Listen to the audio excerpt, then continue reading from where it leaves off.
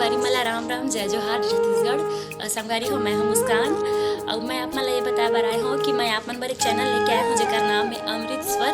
आप मला ज़्यादा कुछ नहीं करना है, आप मन जाओ चैनल ला लाइक करो, सब्सक्राइब करो और घंटी के बटन ला जरूर दबा दे। राम राम जय जोहार जय छत्तीसगढ़।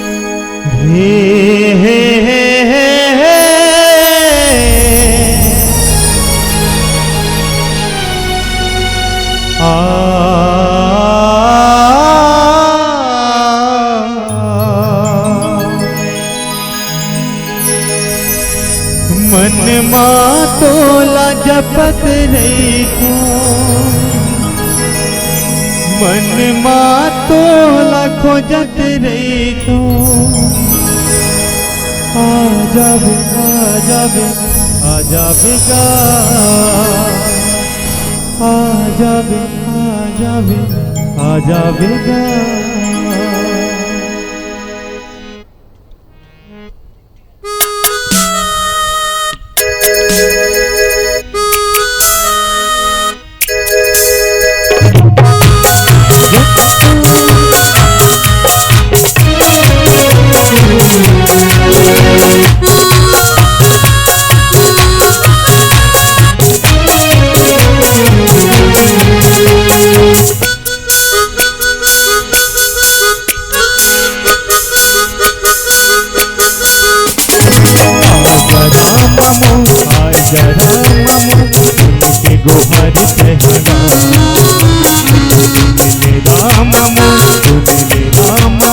मन के पुकार कहना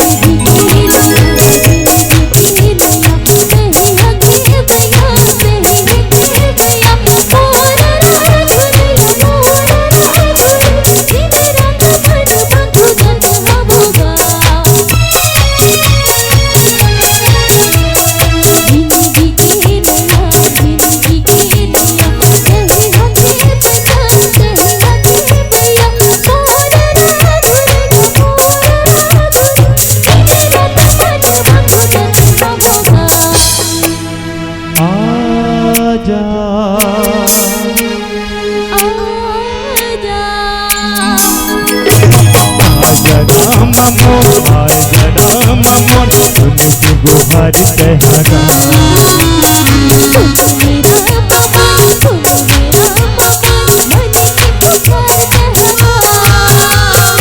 आजा राम मोर आजा राम मोर सुन के गुहार कहागा।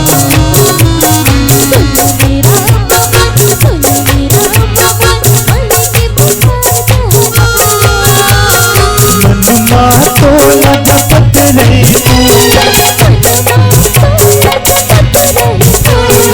आजा बे आजा बे आजा बेगा। आजा राम मोर आजा राम मोर सुन के गुहार कहागा।